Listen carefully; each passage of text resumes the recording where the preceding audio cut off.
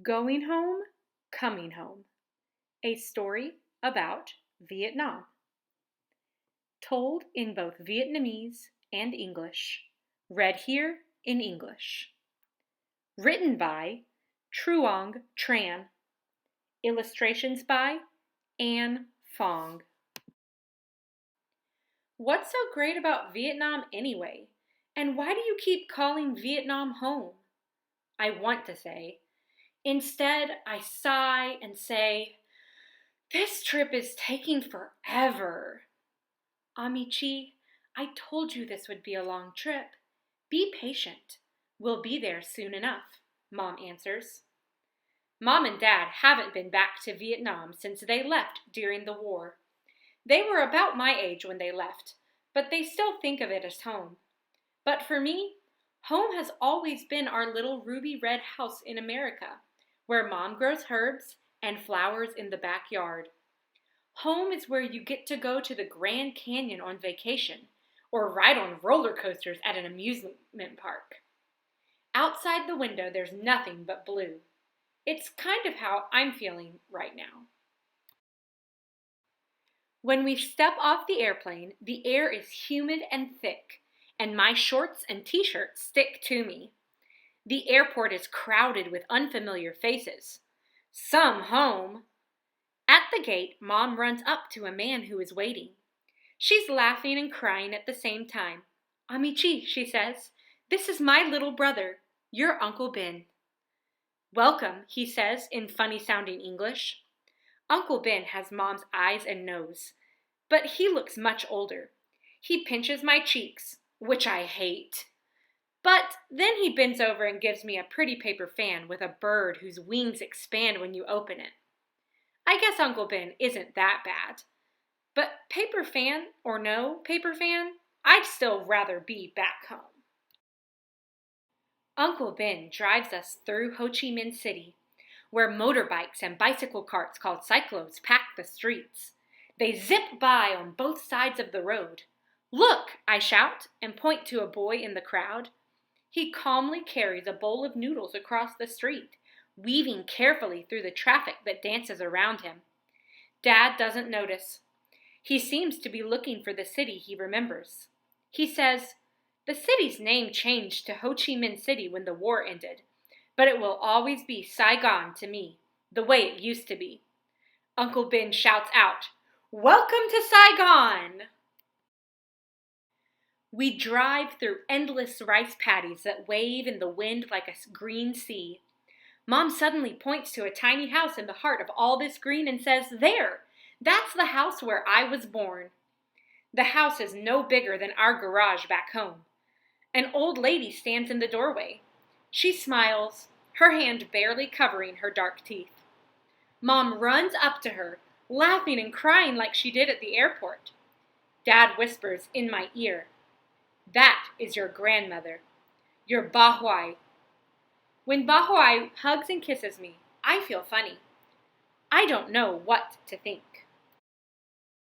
Ban Huai speaks no English. Don't get frustrated, Mom says. She can talk to you in other ways. Ban Huai waves her fan.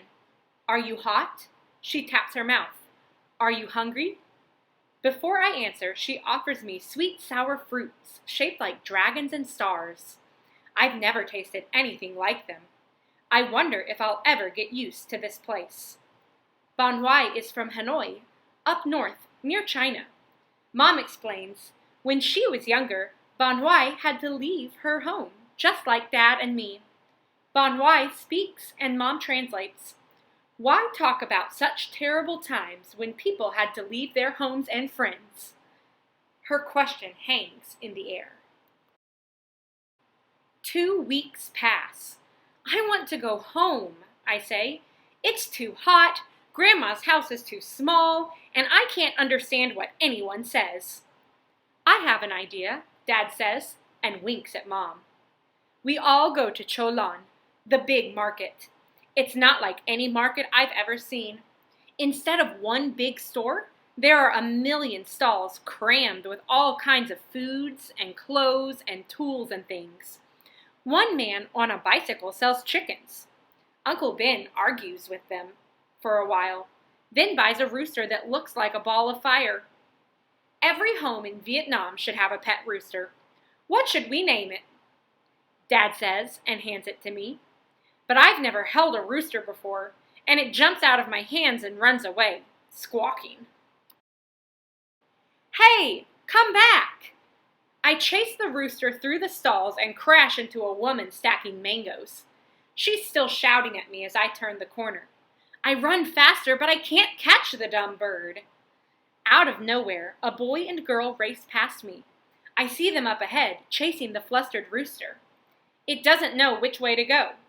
Suddenly, the girl darts in and grabs the rooster by its bright red belly. In my awkward Vietnamese, I say gratefully, "Come on." Thank you. You're welcome, the girl says in English.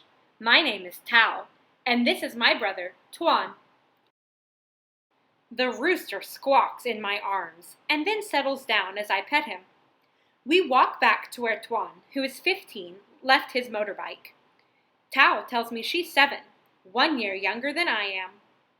Tuan and Tao take me to their mother's stall, where she sells tiny fried canaries. You can even eat the bones, Tuan says. I'm not so sure I want to try them, so Tao offers me some dried baby bananas instead. They're better than candy.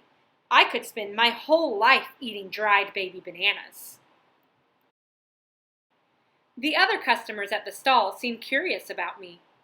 Can they tell I'm not from here? Tuan says something to his mother and takes off on his motorbike. Tao brings out a pair of chopsticks and a bunch of smaller sticks that she spills on the ground. Looks easy, I say happily as Tao picks up one of the small, slender sticks with her chopsticks. She can lift each stick so that the others don't move even a little bit. She is patient and her fingers are careful.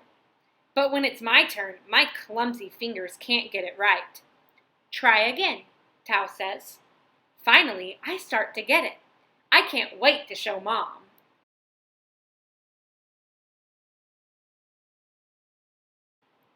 Mom! I gasp. I need to go home, I explain to Tao in a panic. My parents will be so worried about me. I need to get back to my grandmother's house. Home. What if they never find me? It begins to rain.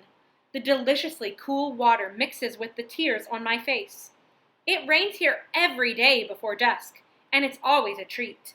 The rain is a neighborhood friend who knocks at your door and asks if you can come out to play. In the rain, I forget that I'm lost. Tao takes my hand. We kick puddles at each other. We catch the drops on our tongues. In the rain, we're sisters. Very wet sisters. Just as the rain tapers off, Tuan returns. I know where you live, he says in his careful English. He explains that his mother's customers had heard about the family from America that was visiting my grandmother. Tuan had tried to find Uncle Ben or Dad in the maze of market stalls, but no luck. He found out where our house is, though, and he offers to take me back. It's hard to say goodbye to Tao. We exchange addresses and promise to stay in touch. I'll name my rooster Lucky, I tell Tao, because I'm so lucky to have met her, my new friend. When Tuan drops me off, Ban Huai is home alone, combing her hair and singing in a tone that is both lovely and sad. Her hair is a flowing river of silver. Her skin looks as if the sun has polished it. When I come in, she brings out a plate of fruit and gestures for me to eat. She sits by me, very close. I want to ask her the meaning of her beautiful, sad song, but instead, I just smile. When Mom, Dad, and Uncle Ben finally return from the market, Ban Huai is still singing, and I am combing her hair. We were so worried, Dad says. We looked for you everywhere. I hug him and say, I thought I'd never find my way home. Home? Dad asks. I tell them about Tao and about the fried canaries and pickup sticks. And I was thinking she and Ban Huai could come to America next summer, I said. I'm afraid Ban Huai is too old to travel so far. And besides, this is where she belongs. Vietnam is her home, Dad explains. Well, it's my home too, I tell him. My home away from home. We'll just have to come back. At this, everyone laughs, even Bon Wai, even me. 2 weeks later, we pack up and all load into Uncle Ben's van. At the airport, Uncle Ben says, "Be a good girl," and pinches my cheek. I don't even mind. Bon Wai stuffs dried bananas into my pockets and hides rivers of tears behind her hands. We don't need to say the words for goodbye. She touches my heart with her hand, and I kiss her cheek. And then we're on our way back home to America.